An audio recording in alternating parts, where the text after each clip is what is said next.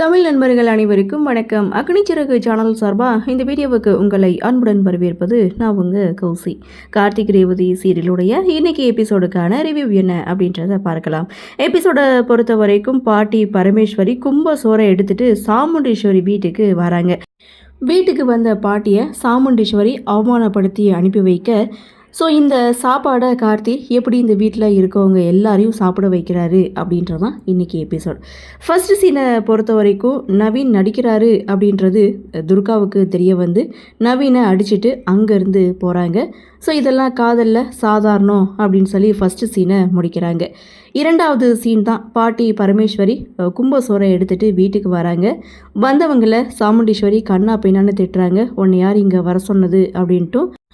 ராஜா சேதுபதினு தான் பேர், ஆனால் அவங்க பிள்ளையே போலீஸ் அன்னைக்கு அரெஸ்ட் பண்ணி கூட்டிகிட்டு போயிருந்தாங்க. இது என்னோட தவறு தான், நான் தான் அனுப்பி வச்சிருக்க கூடாது அப்படின்னு சொல்லி சாமுண்டீஸ்வரி அன்னைக்கு நடந்த விஷயத்தை பற்றி இன்னைக்கு பேசுகிறாங்க.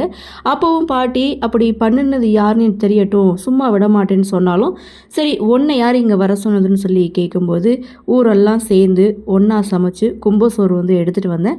இது குடும்பமாக உட்காந்து சாப்பிட்டா குடும்பத்துக்கு ரொம்ப நல்லது, இதை சாப்பிடுங்கன்னு சொல்லி கொடுத்தா சாமுண்டீஸ்வரி அதை வாங்கவே மறுக்கிறாங்க. ஒரு பருக்கு சோறு கூட இந்த வீட்டில் இருக்கவங்க யாருமே சாப்பிட மாட்டோம், எடுத்துகிட்டு கிளம்பு அப்படின்னு சொல்லி இங்கே பாட்டியை அவமானப்படுத்தி அனுப்புகிறாங்க. பாட்டியும் ரொம்பவே மனசுடைஞ்சு போகிறாங்க. ராஜராஜன், ரேவதி, ரோகிணி இவங்க எல்லாருமே பாட்டிக்கு சப்போர்ட் பண்ணாலும் ஸோ அந்த இடத்துல சாமுண்டீஸ்வரியோட பேச்சு தான் எடுப்படுது. மனசுடைஞ்சு போன பாட்டி நேராக கோவிலுக்கு வராங்க. ஒருத்தியால் 25 வருஷமாக பகையை சுமக்க முடியுமா அப்படின்னு சொல்லி என்னையே அப்படி சோதிக்கிறேன்னு சொல்லிட்டு கடவுள்கிட்ட நியாயம் கேட்கும்போது கார்த்தியுடைய என்ட்ரி. ஸோ கார்த்திகை பார்த்ததும் பாட்டி கொஞ்சம் ஃபீல் பண்ணுறாங்க. சரி இந்த சாப்பாடை அந்த வீட்டில் இருக்கவங்க எல்லாரையும் சாப்பிட வைக்கணும் அவ்வளோதானே அப்படின்னு சொல்லி பாட்டிக்கிட்ட கேட்க, உன்னால் எப்படிப்பா முடியும் அப்படின்னு சொல்லும்போது சரி விடுங்க நான் சாப்பிட வைக்கிறேன் அப்படின்னு சொல்கிறாங்க. பாட்டியும் ரொம்ப சந்தோஷமாக அந்த சாப்பாடை கார்த்திக் கையில் கொடுக்க அந்த சாப்பாட்டை எடுத்துகிட்டு நேராக கார்த்தி வீட்டுக்கு வராரு. ஸோ எதிர்த்தாப்புல மயில் வாகனத்துடைய என்ட்ரி.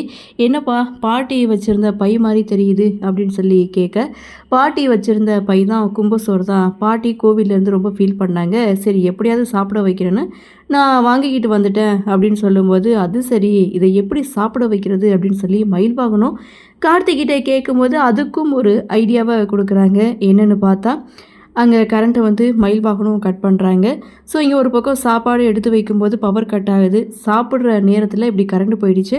ஒரு 1/4 மணி நேரம் வெயிட் பண்ணியிருந்தா நம்ம சாப்பிட்டு முடிச்சிருக்கலாம் அப்படின்னு சொல்லி எல்லாரும் பேசிகிட்டு இருக்கும்போது அப்போது கார்த்தி வந்து சொல்கிறாரு, இன்றைக்கி நம்ம எல்லோரும் நிலாச்சோறு சாப்பிடலாமா, மொட்டை மாடியில் போய் உட்காந்து சாப்பிடலாம் அப்படின்னு சொல்லும்போது மயில் வாகனத்துடைய என்ட்ரி.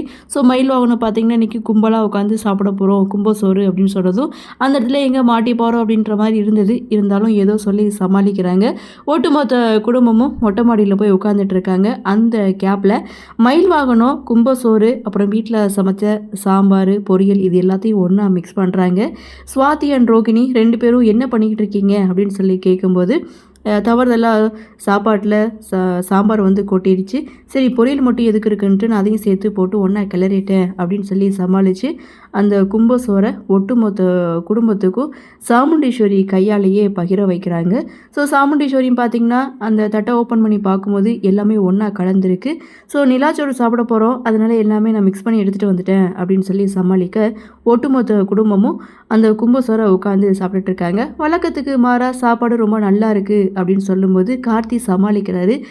எல்லோரும் ஒன்றா உட்காந்து நிலாச்சோறு சாப்பிட்றோம்ல அதனால தான் சாப்பாடுடைய டேஸ்ட் வந்து மாறி இருக்குது அப்படின்னு சொல்லி சமாளித்து ஒட்டுமொத்த குடும்பமும் சாப்பிடும்போது அந்த இடத்துல சாப்பாடு மட்டும் இருந்தால் பார்த்தாது, யாராவது ஒருத்தவங்க பாடுனா ரொம்ப நல்லாயிருக்கும் அப்படின்னு சொல்லும்போது எல்லோரும் சுவாதியோடைய பேரை தான் சொல்கிறாங்க. அந்த இடத்துல சுவாதியும் பாட ஆரம்பிக்கிறாங்க. அந்த பாடலை கேட்டுகிட்டே எல்லோரும் சாப்பாடையும் சாப்பிட்டு முடிக்கிறாங்க. சாப்பிட்டு முடிச்சதுக்கு அப்புறம் சுவாதியோடைய பாட்டும் நிற்கிது. ஸோ அந்த இடத்துல சுவாதியை எல்லாருமே பாராட்டுறாங்க. சாமுண்டீஸ்வரி மட்டும் சைலண்ட்டாக இருக்காங்க. நீ மட்டும் எதுக்காக சைலண்ட்டாக இருக்கான்னு ராஜராஜன் கேட்கும்போது எல்லாரும் பாராட்டுறீங்க, அப்புறம் என்ன அப்படின்னு சொல்லிட்டு எல்லாரும் அங்கேருந்து எழுந்து போய் ஹாலில் உட்காந்து பேசிகிட்டு இருக்காங்க.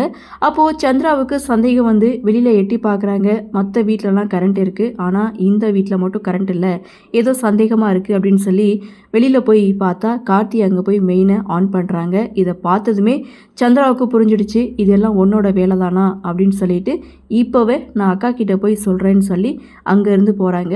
இதோட எபிசோடையும் முடிக்கிறாங்க. சரி, என்ன நடக்குது, என்ன மாதிரியான சுவாரஸ்யத்தோடு கதைக்கள நகர்வை கொண்டு வராங்க அப்படின்றத நாமளும் பொறுத்திருந்து பார்க்கலாம்.